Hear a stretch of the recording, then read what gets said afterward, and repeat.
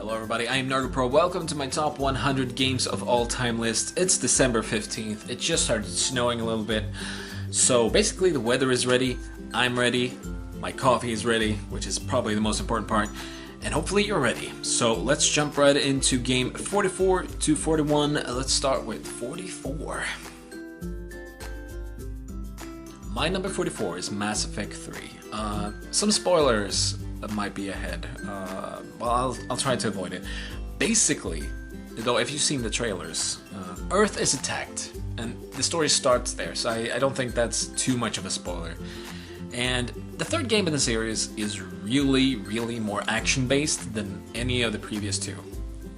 And they really did a great job with the combat system here. They removed a lot of the frustrating inventory things. I know that a lot of people miss the weapon and weapon customization that you could do in the older games. I think it's good that they removed that, because that was always something that I was just bothered with, especially in the first one, where you could add like upgrades to your guns that gave you different kind of damage outputs, which I thought was always, sure, that's nice, but then I find 20 of those like every fight or every part of the game, and my inventory just stacks up with these things, and basically I just picked the one with the highest stats and put that on and discarded the rest all the time.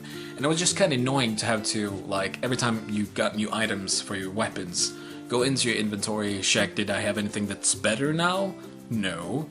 And if I do, yes, then I put that on, discard everything else, and if I don't, I just discard everything else, or sell it, I guess.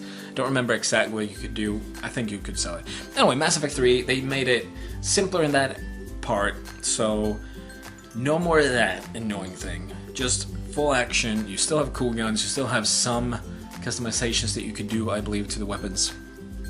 And yeah, I mean, the biggest thing that people complain about with this game is probably the ending, because the options, I'm not going to spoil the ending, but the options you made throughout the series did not really stack up to the ending. The ending was kind of written in stone.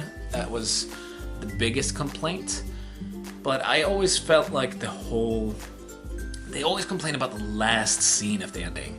But I feel like everything that happened up until that scene was the ending. Like, I'm gonna spoil a little bit, you actually get a piece or an area in the game where you get to talk to all your old companions and characters and friends again.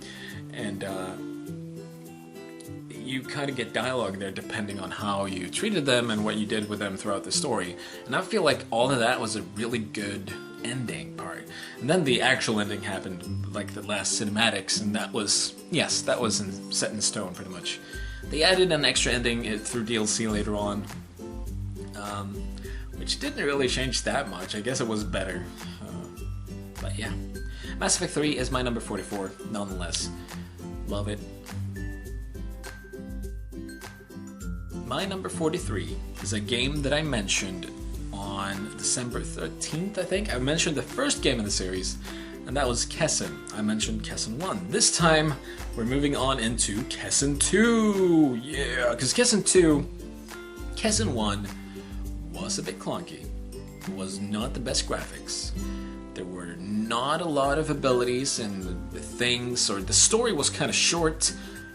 But Kessen 2 fixed all that. They added better graphics, better controls, more skills and abilities, a better story and a longer story, and just more of everything that you loved with Kessen 1.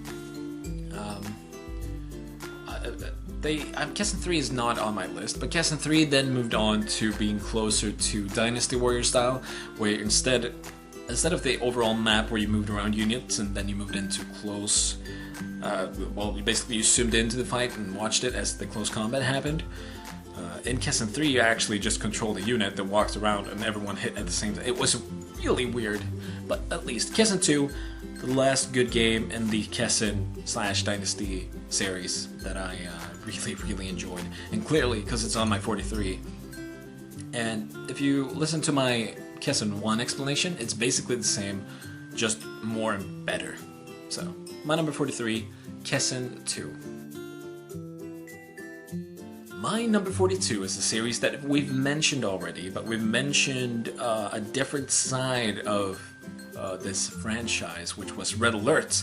But today we're mentioning Command and Conquer, the first game, the old one where you could either be GDI or NOD.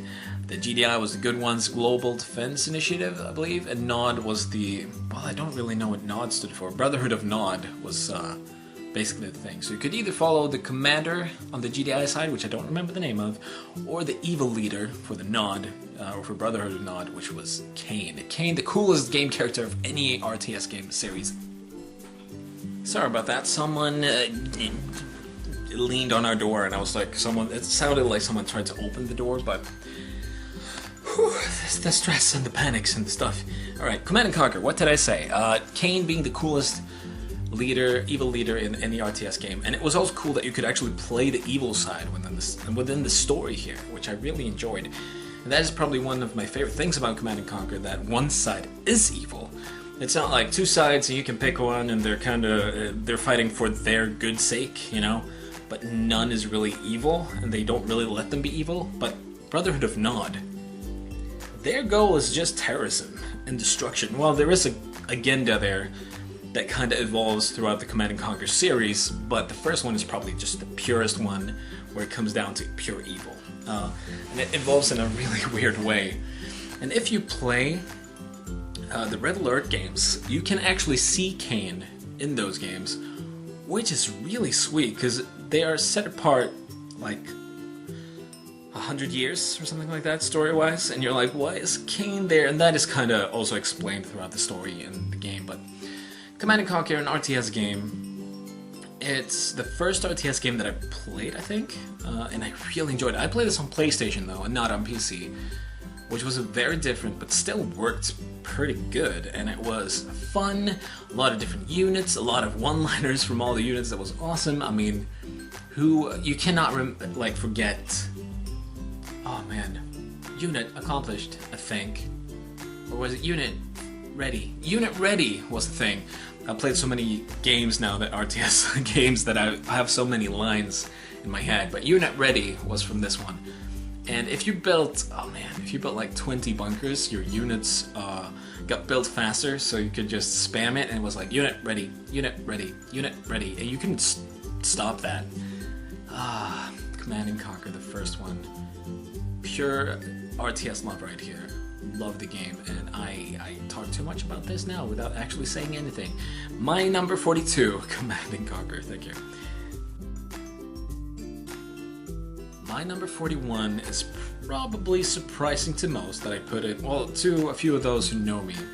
My brother will be a bit surprised about this, I think, is that I put this game over Command & Conquer, and that is Company of Heroes 2. Company of Heroes 2 is the latest in the Company of Heroes series. And the reason I put this over the Command & Conquer series and even StarCraft, which was at the bottom of the list, is because it gives me a different feeling and different depth compared to those games. Those RTS games where you build a base and you have to build a lot of units, and that is a stressful game where I focus more on economy and quick unit construction, and you have a certain build order. While in Company of Heroes 2 in series, you're focused more around getting the right type of unit. I mean, obviously if you're competing in Command & Conquer or StarCraft, you also have different units for different situations. But in Company of Heroes 2, you had to do that even when you weren't competing. Like if there was an enemy tank and you had nothing against that, that was a horrible unit to kill or take out, and the tank would just kill your units if you did not have the right counters for it. And that's what I like, where you actually just couldn't buy the simple marine dudes and throw them at a tank. You actually had to get something that had anti-tank abilities, or anti-tank guns, or your own tank that was stronger, and not the flame tanks, because flame tanks against tanks, well, I mean, it gets hot for the driver probably, but it doesn't really destroy it. So Company of Heroes 2, it's one of those games where you build a base, but instead of building these resource-giving buildings that in many other games, like in StarCraft and Command & Conquer, you actually just take over zones on the map that gives you one of 3 different resources. It's fuel, it's munition, and it's requisition, I think it's called. And those 3 are used for different things that you can build and upgrade your units with. And this is from the same creators of Dawn of War series that I mentioned, Dawn of War 2, I believe I mentioned that already. I hope I did, otherwise I just spoiled that. I'm pretty sure I mentioned Dawn of War 2 somewhere back in the... oh my lord, didn't I? I think I did. I didn't, did I? I'll just mute that and move on. So Company of Heroes 2 is a great strategic game, and I really, really love it. And yeah, my number 41, Company of Heroes 2.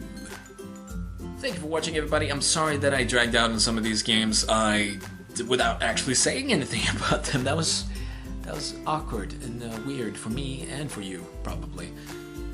But I still hope you enjoyed. This was game 44 through 41, and tomorrow we'll go through 40 and 37. It's December 15th. Don't forget to check the links that will appear above my face once I've added them to the video. And down below you can find the whole playlist and the information where you can see all my episodes so far and my top 100 games of all time list completely. Thank you for watching, everybody. I hope you enjoyed, and I'll see you again tomorrow. And hopefully I'll have an easier time talking tomorrow. I blame the coffee that I didn't get to sip properly before I did this. Yeah, that's my excuse. Bye bye. Så dåligt. En gång till då. En gång till. Okay. My number 44 is Mass Effect 3.